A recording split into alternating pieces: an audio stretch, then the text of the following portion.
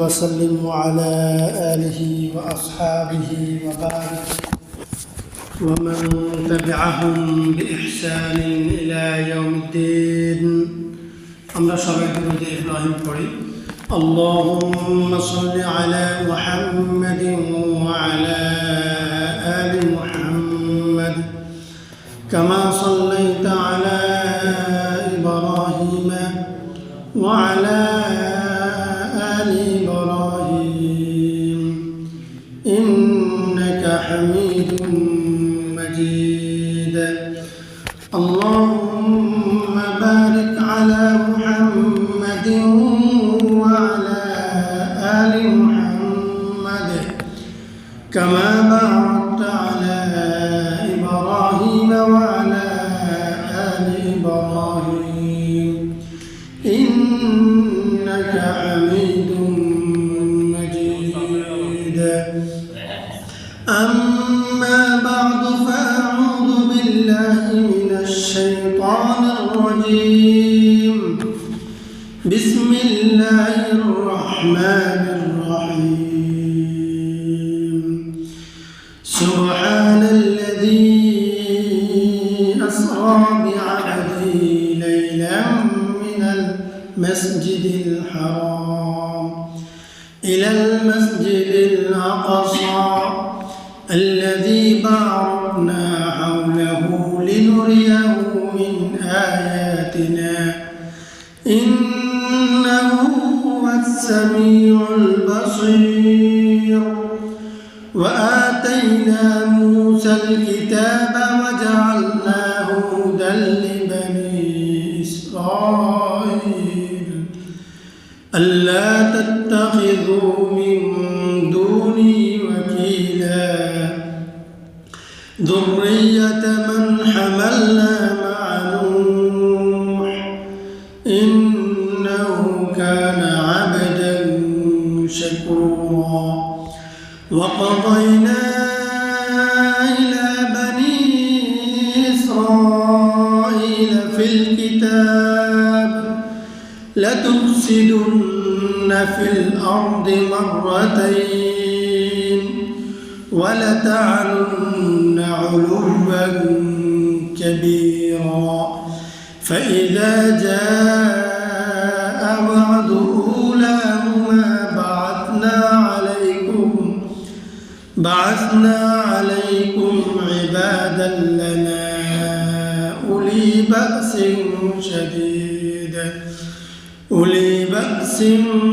شديد فجاسوا خلال الديار وكان وعدا مفعولا ثم رددنا لكم الكرة عليهم وأمددناكم بأموال وبنين وجعلناكم أكثر نفيرا إن أحسنتم أحسنتم لأنفسكم وإن أسأتم فلها فإذا جاء وعد الآخرة ليسوءوا وجوهكم وليدخلوا المسجد كما دخلوا أول مرة وليتبروا ما علوا تتبيرا آمنت بالله صدق الله مولانا العظيم وصدق رسوله النبي الكريم ونحن على ذلك لمن الشاهدين والشاكرين والحمد لله رب العالمين سبحانك لا علم لنا إلا ما علمتنا إنك أنت العليم الحكيم رب زدني علما رب اشرح لي صدري ويسر لي أمري واحلل عقدة من لساني يفقه قولي رب يسر ولا تعسر وتمم علينا بالخير. أمر استغفار قولي أستغفر الله الذي لا إله إلا هو الحي القيوم وأتوب إليه لا حول ولا قوة إلا بالله. أستغفر الله الذي لا إله إلا هو الحي القيوم وأتوب إليه لا حول ولا قوة إلا بالله. أستغفر الله الذي لا إله إلا هو الحي القيوم وأتوب إليه لا حول ولا قوة إلا بالله العلي العظيم. আল্লাহ পাকের দরবারে লাখ কোটি শুকরিয়া। আল্লাহ তাআলা আমাদেরকে মেহেরবানি করে আল্লাহর ঘরে আসার বসার কোরআন সুন্নাহের আলোকে কিছু কথা বলার এবং শোনার সুযোগ করে দিয়েছেন। এই জন্য সকলে আল্লাহর দরবারে কালিমাতুশ শুকর আদায় করছি। আলহামদুলিল্লাহ। আমরা আল্লাহর ঘরে এসেছি, আল্লাহর কালাম থেকে কথা শোনার জন্য উপস্থিত হয়েছে। এটা আমাদের উপর আল্লাহ তাআলার বড় ইহসান, বড় দয়া। এক মুরব্বী বলেছেন, দর্দে দিল কিসসে কাহো কোই তো গম খার নাহি, দর্দে দিল কিসসে কাহো কোই তো গম খার নাহি, আয় খোদা তেরে সাওয়া কোই তো মদদগার নাহি। দিলের দরদের কথা, দিলের ব্যথা কাকে বলবো, বুঝার মতো তো কেউ নেই। ও খোদা, তুমি ছাড়া সহযোগিতা করার মতো কেউ নেই। আসলে এটা পৃথিবীর বাস্তবতা। প্রতিটা মানুষের জীবনের এটাই অমীয় সত্য যে তার দিলের দুঃখ কখনো কখনো বলে সন্তানকে, বাবা মা বলে তোকে আমি আমার মনের কথাটাই বুঝাতে পারলাম না। স্বামী স্ত্রীকে বলে, স্ত্রী স্বামীকে বলে তার মনের কথাটাই বুঝাতে পারে না। আবার সন্তান বাবা মাকে বলে আমার কি চাই, কিভাবে চাই সেটাই বাবা মাকে বোঝাতে পারে না। তো যেখানে বাবা মা সন্তানকে বোঝাতে পারে না, সন্তান বাবা মাকে, স্বামী স্ত্রীকে, স্ত্রী স্বামীকে, এর চেয়ে তো কাছের, একবারই কাছের মানুষ তো আর কেউ নেই, তাই না এই দুনিয়াতে। তাহলে এই শ্রেণী যদি নিজের মনের কথা, মনের দুঃখ, কামনা, বাসনা, চাহিদা পরিপূর্ণভাবে একবারে খোলামেলা মন উজাড় করে নিজের সবচেয়ে কাছের মানুষকে বোঝাতে সময়ে সময়ে ব্যর্থ হয়।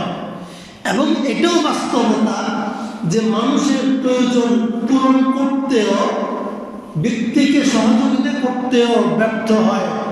বাবা মা সন্তানকে সহযোগিতা করতে ব্যর্থ হয়, সন্তান বাবা মার খেদমত করতে ব্যর্থ হয়, স্বামী স্ত্রী, স্ত্রী স্বামীর, ভাই বোন তো আরো দূরের কথা। মানুষ মানুষের চাহিদা পূরণে ব্যর্থ হয়, প্রয়োজন মেটাতে ব্যর্থ হয়। এই জন্য তিনি বলেন সুখ দুঃখ বুঝবে এরকম কোনো মানুষ তো পারেন না। আয় খোদা তেরে সাওয়া কুই তো মদদগার নেই, ও আল্লাহ তুমি ছাড়া আমাকে সাহায্য করার মতো আর কেউ তো নেই। এটাই বাস্তব। এজন্য আমি তো বলবো, আমার কোরআন সামনে রেখে কোরআনের আয়াত বোঝানোর জন্য নিজের মতো করে বুঝিয়ে বলবো, কিন্তু কোরআন তিলাওয়াত 1 পৃষ্ঠা করেছি আমি। এই জন্য করেছি অন্তত আল্লাহ তাআলার বলা শব্দগুলো, আল্লাহ তাআলার আয়াতগুলো আমাদের কানে অন্তত বাজুক। কি বলেন? এই জন্য আমি এভাবে তেলাওয়াত করেছি। এতটুকু তেলাওয়াত আগে কখনো করতাম না। চিন্তা করেছি বর্তমান সময়, প্রেক্ষাপট, মানুষের জীবন, মানুষের পরিবার, ঈমান, আমল সব কিছু নিয়ে স্টাডি করে কত জায়গায় কত রকমের কাজ করি, ফিকির করতে হয়। কিন্তু আমি দেখি পৃথিবীতে সবচেয়ে বিপদগ্রস্ত মানুষ মানুষের ঈমান, মানুষের সবচেয়ে সেন্সিটিভ জায়গা, এবং মুসলমানরা সবচেয়ে বড় বিপদে আছে ঈমান বাঁচানোর বিপদে। ঈমান টিকানোর লড়াইয়ে মানুষ সবচেয়ে কঠিন জায়গায় আছে। এজন্য কোরআন তিলাওয়াত, কোরআনের কাছে আমাদেরকে খুব বেশি চলে আসা, খুব বেশি আসা, কিছুই বুঝি না কিন্তু পড়তে থাকি, তেলাওয়াত করতে থাকি। কোরআনকে মহাব্বত করে আপনি তেলাওয়াত করতে থাকেন, কোরআনকে মহাব্বত করে আপনি তেলাওয়াত শুনতে থাকেন, কোরআনকে মহাব্বত করে আপনি তেলাওয়াতকে, যে তেলাওয়াত করে তাকে আপনি মহাব্বত করতে থাকেন। কোনো যুক্তি দরকার নাই। হয়তো তার 10টা দোষ আপনার সামনে আছে, থাকুক, একটা গুণ তো আছে তার প্রশংসা করার মতো, তাই না? এটাকে বড় করে দেখেন, এইটাকে দেখেন। ইনশাআল্লাহ যদি আপনি, গত সপ্তাহে বললাম, যদি কোরআনকে ভালোবাসতে পারেন, কোরআনওয়ালাকে, একজন মানুষ হাজারো অপরাধ তার মধ্যে আছে কিন্তু পাশাপাশি সে হাফেজে কোরআন, ভালো কোরআন তিলাওয়াত করতে পারে এবং কোরআন তিলাওয়াত করে, যদি তার হাজারো দোষের সাথে এই গুণটাও থাকে, আমি বলবো আপনি তার কোনো দোষের পক্ষে সাফাই গাইয়েন না, তার কোনো দোষকে আপনি সাপোর্ট করবেন না, কিন্তু সহযোগিতা করবেন না, কিন্তু দূর থেকে এ কোরআনের এই অংশটাকে ভালোবাসেন। শুধু এই জায়গাটাকে আপনি তাকে ভালোবাসেন যে সে এত খারাপ, এত নষ্ট, এত দুর্ধর্ষ, কিন্তু সে কোরআনটা ভালোভাবে পড়ে। একটু এই জিনিসটাকে ভালোবাসেন, ইনশাআল্লাহ আল্লাহ তাআলা আপনার বংশ থেকে কোরআনের আলেম পাঠাবে। এটা কিন্তু পরীক্ষিত। আপনি যদি আমাকে প্রশ্ন করেন এটা কোরআনের কোথায় আছে, এটা বলতে পারবো না। যদি বলেন হাদিসের কোথায় কোথায় এটা আছে, এটা আমি বলতে পারবো না। কিন্তু এটা জীবনের বাস্তবতা আমরা দেখেছি। অনেক বড় বুজুর্গরাও গবেষণা করে 40 বছর 50 বছর সারা জীবন গবেষণা করে এটা দেখেছেন। কিছু মানুষের উপর তারা অবজার্ভ করেছেন যে একজন মানুষ খুব ভালো ছিল, নামাজ পড়তো, কিন্তু কোরআনের বিষয়ে গাফেল ছিল বা আলেম ওলামার বিরোধিতা করত, বদনাম করত, দোষচর্চা করত। একসময় দেখা গেল যে তার বংশ থেকে সব পাগল ছাগল তৈরি হয়েছে, মাতলামি করে তার কবরের সামনে দাঁড়ায় তাকে যাচ্ছে তাই গালিগালি করতেছে, এমন তার বংশধর তৈরি হয়েছে। আবার এরকম গবেষণাও পাওয়া গেছে, তাজরিবাত বলা হয় যেটাকে, যে একজন মানুষ, খেটে খাওয়া মানুষ, মাটি কাটতো, রিক্সা চালাতো, ভ্যান চালাতো, মানুষের কাছ থেকে চেয়ে চেয়ে নিয়ে নিজের সংসার চালাতো, কিন্তু আলেমদেরকে, কোরআনকে খুব ভালোবাসতো, মহাব্বত করত, মনের মধ্যে এটা স্বপ্ন দেখতো, আমার সন্তান যদি এরকম সুন্দর হাফেজ হইতো, এরকম আলেম হইতো, আমার সন্তান যদি একটা মসজিদের ইমাম হইতো, এটা মনে মনে স্বপ্ন দেখতো। আল্লাহ তাআলা তাদের পরিবারে, তাদের বংশে ভালো ভালো আলেম তৈরি করেছেন, হাফেজ তৈরি করেছেন, আলহামদুলিল্লাহ। এরকম আছে। এই জন্য বুদ্ধি দিয়ে, চালাকি দিয়ে, অর্থ বৈভব দিয়ে দুনিয়ার সব কিছু পাওয়া যাইতে পারে, আল্লাহকে পাওয়া যায়। আবার বলছি, দুনিয়ার অর্থ, বিত্ত, তারপরে ব্যক্তিত্ব, কর্তৃত্ব, এগুলো দিয়ে দুনিয়াতে আপনি অনেক কিছু পেতে পারেন, আল্লাহকে পাবেন না। আর এটা বোঝার জন্য আল্লাহ দুনিয়াতে আমাদেরকে এমন কিছু প্রমাণ রেখে দিয়েছেন যেটা আমরা আমাদের জীবনের সাথে সম্পর্কিত। যে একজন মানুষের যখন জওয়ান বয়স হয়, আমরা দেখি যে চোখের জ্যোতি চলে যায়, কত হসপিটাল, কত ডাক্তার, কত টাকা খরচ করা, কিন্তু এই পাওয়ার আর ফিরে আসেনি, আছে না? একজন মানুষের হাত চলে গেছে, কত চেষ্টা করছে, আর এটাকে রিকভারি করতে পারে না, আছে না? যদি টাকা দিলে হতো তাহলে হাজারো মানুষের এটা হতো না। তাহলে এটাই আমাদের বাস্তবতা। আমরা এখন আমাদের অবস্থা, আমরা সবাই পাগল হয়ে যাওয়ার কথা, বাস্তব কথা। আমি অনেক সময় ভাবি, বিশেষ করে ফজরের পরে যখন শুই, মাঝে মধ্যে ফজরের পর, তখন আমার ঘন্টার পর ঘন্টা ঘুম, চোখে ঘুম লাগে না। মানে এগুলো শুধু চিত্র মাথায় আসে, চিত্র হয় আমাদের শিশু, কিশোর, যুবক, বৃদ্ধ মানুষজন রাস্তায় হাঁটতেছে, আমি দেখতেছি সেই মানুষটা কবরের দিকে যাইতেছে, সে হয়তো দোকানে যাইতেছে, সে হয়তো ব্যবসা করতে যাইতেছে, সে হয়তো রাজনীতি করতে যাইতেছে, না হয় সে খেতে কাজ করতে যাইতেছে, বাজার করতে যাইতেছে, কিন্তু আমার কাছে সে যাইতেছে কবরের দিকে। হ্যাঁ, এই লোকটা তো দেখি কবরে চলে গেল। হ্যাঁ রে, এই লোকটা, আমি নিজেকে অনেক মানুষের কবরের সামনে দাঁড়ায় আমি পর্যালোচনা করি, নিজেকে নিজে পর্যালোচনা করি, তার লাইফস্টাইল, তার জীবন যেটা আমাদের সামনে ছিল, আল্লাহ যদি তাকে বিশেষ দয়ায় ক্ষমা না করেন, তার জীবনের চিত্র যেটা আমরা দুনিয়াতে দেখেছি, সেই চিত্রটা যদি আজকে আমি পর্যালোচনা করি, একে আমি কিভাবে আমি নিজেকে বুঝাইতে পারি এই লোকটা আজকে কবরে খুব ভালো আছে। এই লোকটার সাথে কবরের মধ্যে কবরের মাটি, ফেরেশতা, এরা খুব ভালো আচরণ করতেছে। কবরের সামনে দাঁড়াই, ওয়াল্লাহি বহু মানুষের কবরের সামনে আমি দাঁড়াই এটা কল্পনা করি, যা এই লোকটাকে তো এখন চাইলেও সংশোধন করতে পারবো না, চাইলেও তাকে শোধন করতে পারবো না, কিন্তু সে তো কবরে চলে গেছে। আমি এখন নিজেকে কোনোভাবে কোনো যুক্তি দিয়ে বুঝাতে পারছি না যে ফেরেশতারা ওর সাথে ভালো আচরণ করতেছে বা করতে পারে বা করবে। কবরের মধ্যে সে খুব একটু ভালো আছে মোটামুটি, আমি নিজেকে এই সিদ্ধান্তে আনতে পারি না। এইটা যদি আমার জন্য হয়ে যায়, সত্যটা, এই সত্যটা যদি আপনারা যারা সামনে আছেন তাদের কারোর জন্য হয়ে যায়, তাহলে দুর্ভাগ্য, দুর্গতি কি পর্যায়ের যাবেন চিন্তা করছেন? চিন্তা করেন, চিন্তা করতে হবে। এগুলো চিন্তা করতে করতে যদি আমরা পাগল হয়ে যাই, তাও আমরা সফল, সত্যিকার অর্থে সফল। এখন আসতে আপনাদের ওই পাড়ায় একটা ছেলে আছে না, অসুস্থ, রাস্তায় থাকে, মানুষ তাকে নিয়ে দুষ্টামি করে। এখন আসতে তাকে দেখলাম, সালাম দিল, আমি বললাম যে আমার জন্য দোয়া করো। এই যে বহু মানুষের কাছে দোয়া চাইছে, আমার অনুভূতি আমি বলছি, বহু মানুষের কাছে জীবনে দোয়া চায়, বহু আলেমের কাছেও চায়, কিন্তু আজকে এই মুহূর্তে যখন আমি তাকে বললাম যে আমার জন্য দোয়া করো, মানে আমার কাছে যেন মনে হয়েছে আমি নিষ্পাপ একজন মানুষের কাছে দোয়া চাইছি, যে সে আল্লাহকে বললে আল্লাহ শুনবে। তো আমার ক্ষেত্রে আমি তো সুস্থ, আমি কি আমার ব্যাপারে এটা বলতে পারি আমি নিষ্পাপ?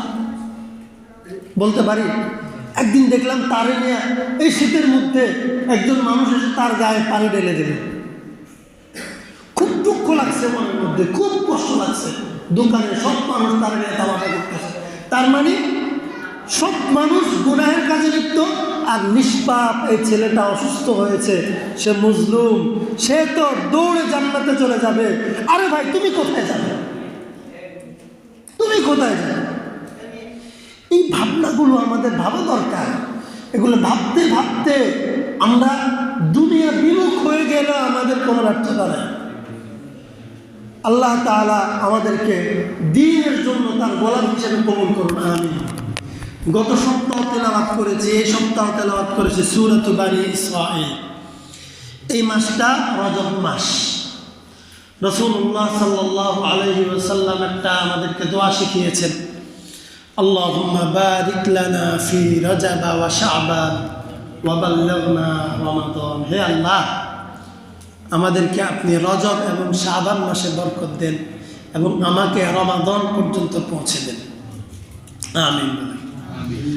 আল্লাহুম্মা বারিক লানা ফি রজব ওয়া শাবান ওয়া বাল্লিগনা রমাদান। আল্লাহ তাআলা মাসকে, বছরকে 12টা মাসে ভাগ করেছেন। বছরকে ইন্না ইদ্দাতাশ শুহুরি ইনদাল্লাহি 12 শাহরা ফি কিতাবিল্লাহ ইয়াওমা খালাকাস সামাওয়াতি ওয়াল আরদা মিনহা আরবাআতুন। যেদিন আল্লাহ পৃথিবী সৃষ্টি করেছেন ঠিক সেই দিন থেকে বছরে 12 মাস, মানে 12 মাসের সেই দিন থেকে এক বছর 12 মাস। এটা কিন্তু ডিজিটাল না, এটা এমন নয় যে কোনো বিজ্ঞান এসে আমাদেরকে এই সিস্টেমটা করে দিয়ে গেছেন। কোনো বিজ্ঞান 12 মাসে এক বছর এটা করেন নাই, কোনো বুদ্ধিজীবীরা এটা করেন নাই, কোনো ইন্টারন্যাশনাল ইউনিভার্সিটি থেকে এই সিদ্ধান্ত আসে নাই যে আমরা বছর গণনা করব 12টা মাসে। পৃথিবীর যেই দিন থেকে এই সিদ্ধান্ত হয়েছে, আল্লাহ পৃথিবী বানিয়েছেন সেই দিন থেকে সিদ্ধান্ত এটা। আচ্ছা, পৃথিবীতে এত কিছু ডেভেলপ হয়েছে, আধুনিক হয়েছে, বিজ্ঞানের এত উন্নতি হয়েছে, আমাদের এই জায়গাটা কেন পরিবর্তন হচ্ছে না? একটু বলেন। এই জায়গাটা যদি কেউ পরিবর্তন করে, এই জাতি মানবে? সেকুলারিটি মানবে? এই যে আমাদের বাংলাদেশে একবার 1 ঘন্টা টাইম পরিবর্তন হয়েছে, মনে আছে কারো? আচ্ছা, সেটা এখন আছে, অস্তিত্ব আছে? না। আল্লাহ তাআলা যেটা করেন, লা তাবদীলা লিখালকিল্লাহ, আল্লাহর সিদ্ধান্তকে কেউ পরিবর্তন করতে পারে না, কেউ পারে না। এই যে এটা আমাদের জন্য শিক্ষা। এই যে সিস্টেম এত আধুনিকতার জোয়ার, ইসলামের নীতি, পর্দা, কোরআন তিলাওয়াত, বাচ্চাকে মাদ্রাসায় পড়ানো, বাচ্চাকে পাঞ্জাবি পরে রাস্তায় হাঁটানো, মুখে জোয়ান মানুষ মুখে দাঁড়িয়ে রাখা, সময় হলেই দোকান বন্ধ করে চাকরি ছেড়ে মসজিদে নামাজ পড়তে চলে আসা, গানের আয়োজনে কনসার্টে না গিয়ে ওয়াজ মাহফিলে চলে যাওয়া, রমজান মাসে পুরা মাস রোজা রাখা, সারাদিন কোরআন তেলাওয়াতে মগ্ন থাকা, এই যে কাজগুলো ব্যাকডেটেড না? আমাদের এই সোশ্যাল আমাদেরকে কি শিখে? এটা ব্যাকডেটেড, অনেক আগে, 1300 বছর আগে, 1400 বছর আগে, 1500 বছর আগের না? এটা আমরা কেন করবো? এখন শিক্ষা সংস্কার হয়, মানুষের কালচারাল পরিবর্তন হয়, তাই না? সব কিছু আমরা পরিবর্তন মেনে নিচ্ছি, কিন্তু আমাদের বোঝা দরকার যে আমরা স্থায়ী পথে যেতে হবে। কোন দিকে? স্থায়ী দিকে যেতে হবে। আমাদের জীবন স্থায়ী না, আমাদের জীবনটা স্থায়ী। আল্লাহ তাআলা আমাকে অস্থায়ীভাবে এখানে দিয়েছেন, কিন্তু এই জীবনটা স্থায়ী। পৃথিবীতে আমার অস্তিত্ব অস্থায়ী, কিন্তু আমার জীবনটা স্থায়ী, অমর একটা জীবন। এই অস্থায়ী জীবনটাতে আমরা থাকব। কেন থাকব? যেন স্থায়ী জীবনে আমি সফল হতে পারি। এই জন্য আল্লাহ তাআলা রাসূল সাল্লাল্লাহু আলাইহি ওয়াসাল্লাম আমাদের জন্য অপশন রেখেছেন আল্লাহর পক্ষ থেকে, যে আমরা দুনিয়ার অস্থায়ী জীবনে এসে বিভিন্ন ব্যস্ততায়, বিভিন্ন সকলে আমরা নিজের সময়টাকে নষ্ট করে ফেলছি, অস্থায়ী জীবনের জন্য ব্যবস্থা করতে ব্যর্থ হচ্ছে, কামাই করতে ব্যর্থ হচ্ছে। আমার 5 জন 7 জনের সংসার চালাতে হলে যেরকম আমাকে কামাই করতে হয়, 12 ঘন্টা 14 ঘন্টা 16 ঘন্টা পরিশ্রম করতে হয়, ঠিক একইভাবে আমার স্থায়ী জীবনে সুখে থাকার জন্য, জান্নাতে থাকার জন্য, সেখানের গাজা নাজ নেয়ামত, আমার প্রয়োজনীয় আহারের ব্যবস্থা হওয়ার জন্য আমাকে নির্দিষ্ট পরিমাণ সময় পরিশ্রম করতে হবে, আমল করতে হবে, ইবাদত করে কামাই করতে হবে, যেইটাকে, যেই মুদ্রার নাম নেকি। যে মুদ্রার নাম কি? নেকি কামাই করতে হবে, টাকা কামাই করতে হবে দুনিয়ার জীবনে সংসার চালানোর জন্য, দুনিয়ার জীবনে খাওয়ার জন্য, পড়ার জন্য। নেকি কামাই করতে হবে আখিরাতের স্থায়ী জীবনে থাকার জন্য, খাওয়ার জন্য। সেটা করছি? যদি সেটা না করি আমি খাবো কি সেখানে? জান্নাতে গিয়ে যদি খাবার না পাই, ক্ষুধার্ত উপবাস থাকলে কি জীবনটা খুব সুখের হয়? হ্যাঁ, উপবাস জীবন কি খুব সুখের জীবন হয়? এই যে এই বিষয়টা আমরা বুঝি। এই জন্য আল্লাহ রাসূল সাল্লাল্লাহু আলাইহি ওয়াসাল্লাম আমাদেরকে যে 12 মাস দিয়েছেন, কিন্তু 12 মাসে আমরা এই কাজটা করতে ব্যর্থ হই। আল্লাহ আমাদেরকে দয়া করে, যে বললাম না, আয় খোদা তেরে ছাড়া কুইতে মদদ, তেরে সাওয়া কুইতে মদদ কারণে, ও আল্লাহ তুমি ছাড়া আমাকে সাহায্য করার মতো আর কেউ নেই। যে আল্লাহ তাআলা রমাদান আমার জন্য স্পেশালি ব্যবস্থা করেছেন, বরাদ্দ করেছেন। রমাদান স্পেশাল বরাদ্দ কেন? যেন সারা বছরের পুঁজি এই রমাদানে উঠাইতে পারে। যারা ব্যবসায়ী আছেন তারা জানেন যে সালমান সাহেব সামনে চলে যাই, এদিকে চলে যাই, আপনি নিচে পড়বেন কি একটু একটু জায়গাটা সালমান সাহেব জায়গাটা বা এখান থেকে বসে। এখন এই যে আল্লাহ ব্যবস্থা, যারা ব্যবসায় আছে সিজনে ইনকাম করে, তাই না? সিজনে সারা বছর অনেকে বসে বসে খায়, সিজন আসলে সে তখন একবারে দিন রাত নাই, শ্বশুর বাড়ি নাই, দাওয়াত নাই, কিচ্ছু নাই, সে একবারে 18 ঘন্টা ডিউটি করে। কেন? সারা বছরকে কাভার করার জন্য। তো রমাদান, শাওয়াল, শাবান আমাদের জন্য রিকভারের মাস। এটা স্টার্ট করতে হবে আমাদেরকে রজব থেকে। এই জন্য আল্লাহুম্মা বারিক লানা ফি রজব ওয়া শাবান ওয়া বাল্লিগনা রমাদান। এই শাবান রজব থেকে আমাদের প্রস্তুতি। রজবের কিন্তু 8-10 দিন শেষ, 8-10 দিন শেষ। এখনো আমাদেরকে প্রস্তুতি নিতে হবে। তো এই মাস যখন আসবে আমাদেরকে অনেক বেশি সচেতন হতে হবে। সবচেয়ে বেশি যে কাজটা আমরা করব, কোরআন তিলাওয়াত চর্চা। কোনটা? কারণ আল্লাহর কাছে যাওয়ার, নেকি বানাবার, যেই পণ্য বিক্রি করলে অল্পতে বেশি টাকা পাওয়া যায় সেটাই তো আমরা বিক্রি করবো, তাই না? বুদ্ধিমান। সবচেয়ে বেশি নেকি পাওয়া যাবে বিশুদ্ধ তেলাওয়াত করার মধ্যে, শিখার মধ্যে। কি তেলাওয়াতের বিশুদ্ধ তেলাওয়াত করা, বিশুদ্ধ তেলাওয়াত শিখার মধ্যে সবচেয়ে বেশি নেকি পাওয়া যায়। আল্লাহর সবচেয়ে মহাব্বত কেউ যদি কোরআন তিলাওয়াত করে। কোরআন তিলাওয়াত মানে কি? আল্লাহু আকবার। যে আল্লাহ আপনার কাছে একটা চিঠি পাঠিয়েছে, চিঠি, আর আপনি আল্লাহকে নিজের বন্ধু, নিজের আপনজন, অভিভাবক ভেবে এটা মেনে তার চিঠিটা পড়ে একটু একটু বোঝার চেষ্টা করতেছেন, একটু একটু পড়ার চেষ্টা করতেছেন। কিভাবে? তিনি যেভাবে লিখেছেন সেভাবে, নাকি অশুদ্ধভাবে? ভুলভাল করলে হবে? ভুলভাল করলে হবে না।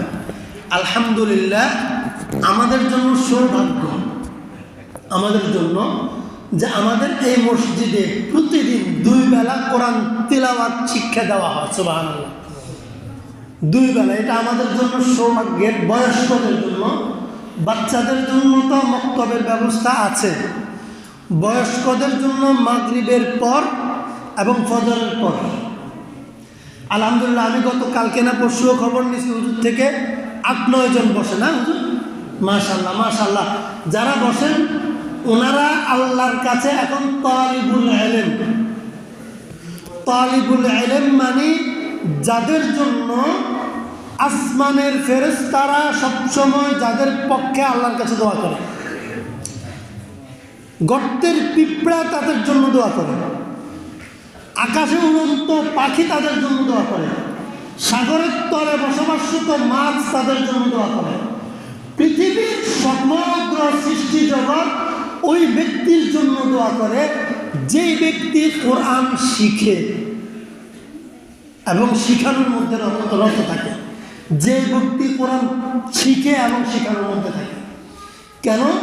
এই কোরআন তেলাওয়াত, বিশুদ্ধ তেলাওয়াত যতদিন এই পৃথিবীতে থাকবে, এই পৃথিবী টিকবে। আর এই পৃথিবী টিকলেই না তাদের জীবন থাকবে।